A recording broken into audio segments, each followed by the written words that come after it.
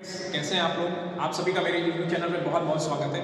आज हम Excel research के फाइल के फॉर्मेट के बारे में बात करेंगे। कल मैंने एक्सेल रिसर्च के बारे में बताया था, आज हम बात करेंगे एक्सेल रिसर्च के फाइल फॉर्मेट के बारे में। इसको हिंदी में क्रियात्मक अनुसंधान बोलते हैं। तो जैसा कि ये ब्लैक बोर्ड पे आप लोग को दिख रहा होगा, सबसे पहले हम फाइल में उसकी अर्थ और परिभाषा यानी कि क्रियात्मक अनुसंधान के अर्थ और परिभाषा लिखेंगे। फिर इसके बाद लिखेंगे अध्यापक शिक्षा में क्रियात्मक अनुसंधान का महत्व लिखेंगे। फिर इसके बाद हम अपने आ जाएंगे समस्या शिक्षक पे यानी कि टॉपिक पे हम आ जाएंगे। यानी कि टॉपिक हमारे पास हमने जो अपनी प्रॉब्लम लिया है उसका एक टॉपिक उसका सजेस्ट कर दिया, यहाँ पे हम लिखेंगे। फिर इसके बाद हमने लिखा है विद्यालय का नाम, name of the school. Name of the school में हम जिस बच्चे की समस्या और जिस स्कूल के वो बच्चा वहां पे जहां पे पढ़ रहा है उसका उस विद्यालय का यहाँ पे नाम लिखेंगे। इसके बाद एक कक्षा, कक्षा का मतलब है हमने जो प्रॉब्लम ली है वो किस क्लास से रिलेटेड है, 6, 7, 8 वो अलग अलग बच्चे का अलग अलग क्लास होगा, तो वहां पे कक्षा लिखेंगे।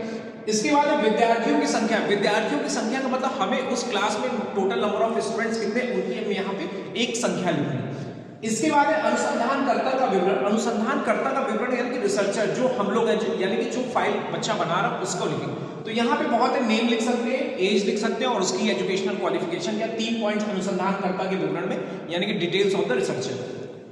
इसके बाद है समस्या विवरण यानी कि प्रॉब्लम डिस्क्रिप्शन।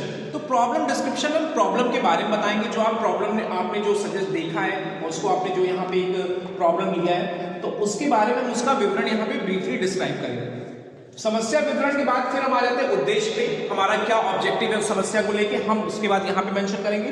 फिर समस्या का क्षेत्र, क्षेत्र का मतलब है एक जो प्रॉब्लम है वो पर्टिकुलर किस एरिया से, उसके बारे में यहाँ पे डिस्क्रिप्शन करेंगे। फिर हम आएंगे फिर इसका विशिष्टीकरण करेंगे। तो समस्या का विशिष्टीकरण का मतलब है यानी कि जनरल से स्पेसिफिक की तरफ हम जाएंगे। तो इसके बाद फिर समस्या के कारणों का विश्लेषण, यहाँ पे फिर हम जो हमारे पास कारण है, कॉजेज है, उनका हम एनालिसिस करेंगे यानी कि प्रॉब्लम के जो जो कॉजेज है उसका एनालिसिस करेंगे। एनालिसिस करने के बाद क्रियात्मक परिकल्पना यानी कि हाइपोथेसिस हमारी क्या होगी, मतलब हमने क्या पहले से सोच रखा है, हाइपोथेसिस की बात करेंगे। फिर यहाँ पे आ जाते हैं आंकड़ों को प्रदर्शित करने वाली तालिका। यहाँ पे हम एक टेबल बनाएंगे जिसमें हमने जो डाटा लिया है वो इस पे यहाँ पे इस टेबल के माध्यम से इसको प्रेजेंट करेंगे। और लास्ट में फिर हम देखेंगे सफलता, जो हमने हाइपोथेसिस करा था यानी कि जो हमने परिकल्पना किया है उसको यहाँ पे इंप्लीमेंट करने के बाद हमें किस हद तक सफलता मिली। तो सफलता के बाद लास्ट में हम फिर उसी पूरे जो हमने फाइल बनाई है, मतलब जो प्रॉब्लम थी, प्रॉब्लम में आपको कितनी सफलता मिली, किस हद तक जो आपकी हाइपोथेसिस थी वो सही थी, उसके बारे में यहाँ पे निष्कर्ष लिखी। तो आपने देखा कि इस तरह से हम करते करते हमारी इस फाइल के फॉर्मेट के द्वारा हम अपनी एक्सेल रिसर्च की फाइल को जो है आराम से कंप्लीट कर सकते हैं। आज के लिए इतना ही।